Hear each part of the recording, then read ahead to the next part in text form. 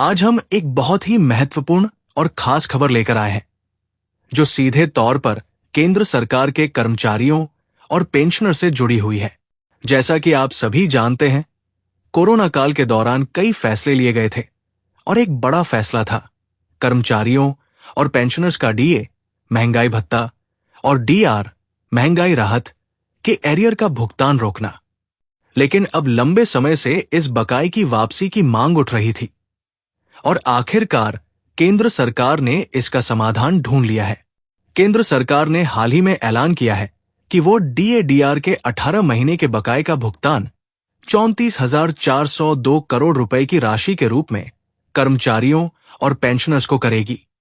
इस एरियर का भुगतान पूरी तरह से उन कर्मचारियों और पेंशनर्स को मिलेगा जिनका भुगतान कोरोना महामारी के दौरान रोक लिया गया था।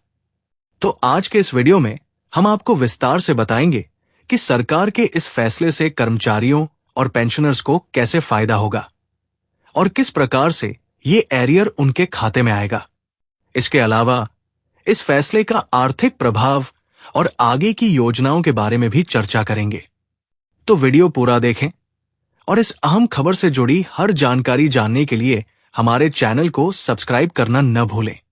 केंद्र सरकार में जेसीएम का स्टाफ साइड से लेकर विभिन्न कर्मचारी संगठन, फेडरेशन और एसोसिएशन डीए-डीआर के बकाया 34,402 करोड़ रुपए लौटाने का आग्रह कर चुके हैं।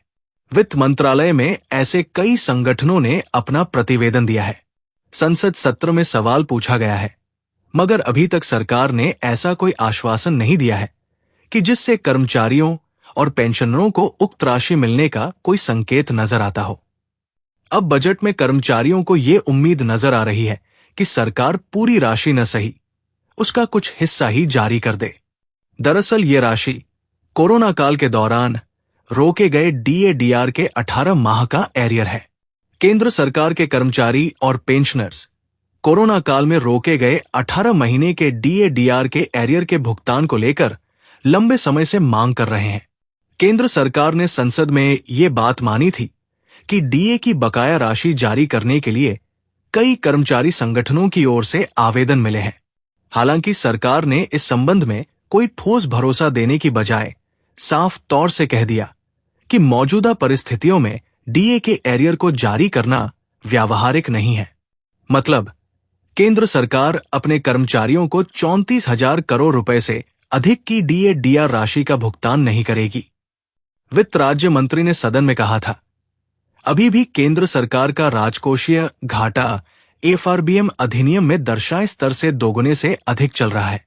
ऐसे में डीए-डीआर का एरियर देना संभव नहीं है। National joint council of action NJCA के वरिष्ठ सदस्य एवं अखिल भारतीय रक्षा कर्मचारी महासंघ एआईडीईएफ के महासचिव सी श्री कुमार के मुताबिक कोरोना काल में रोके गए 18 महीने के डीए-डीआर के भुगतान की लड़ाई भी जारी है। कैबिनेट सचिव को स्टाफ साइड की राष्ट्रीय परिषद जेसीएम द्वारा 18 माह के डीए एरियर के भुगतान के लिए पहले ही लिखा जा चुका है।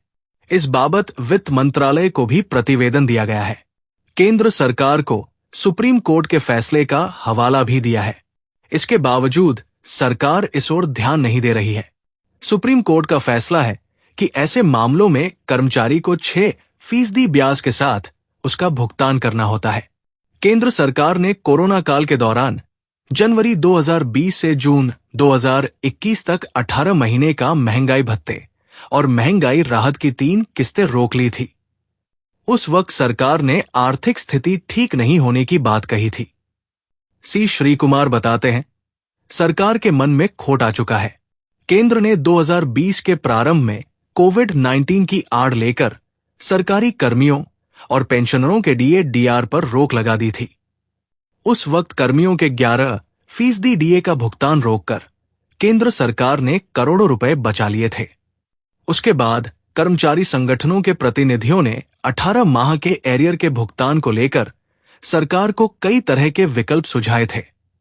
इनमें एरियर का एकमुश्त भुगतान करना भी शामिल था। Alliance of all explanatory forces welfare association द्वारा इस बाबत पिछले दिनों वित्त मंत्री निर्मला सीतारमण को एक ईमेल भेजी गई थी। इसमें आग्रह किया गया था कि बजट में अर्धसैनिक बलों में पुरानी पेंशन बहाल की जाए।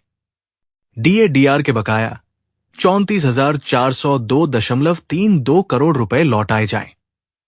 एसोसिएशन के महासचिव रणबीर सिंह ने अपने ईमेल में लिखा, केंद्रीय कर्मचारियों व सर्दी सिपाहियों का बकाया डीए-डीआर भुगतान जारी किया जाए। Confederation of central government employees and workers के महासचिव एसबी यादव का कहना है, डीए-डीआर की बकाया राशि के भुगतान के लिए कई बार सरकार को पत्र लिखा गया है। कोरोना काल के दौरान आर्थिक स्थिति ठीक नहीं थी तो डीए-डीआर में कटौती कर दी गई। अब अर्थव्यवस्था पटरी पर है तो सरकार को 18 माह के डीए-डीआर का एरियर देना चाहिए। सरकारी सेवा कोई अनुबंध नहीं है, ये एक स्थिति है। कर्मियों को सरकार से उचित व्यवहार की उम्मीद है। राज्यों को सेवाओं के लिए एक रोल मॉडल की भूमिका निभानी चाहिए। इससे कर्मचारी उत्साह के साथ कार्य करते हैं। National mission for old pension scheme Bharat के अध्यक्ष मंजीत सिन्हा पटेल भी कह चुके हैं, 18 महीने के बकाया डीए-डीआर का एरियर कर्मचारियों का हक है। सरकार को अविलंब इस राशि को जारी करना चाहिए। अभी तक सरकार का ऐसा कोई रुझान नहीं दिख रहा जिससे ये उम्मीद बंधे कि वो राशि जारी हो सकती है। सरकार इस बाबत साफ मना कर चुकी है।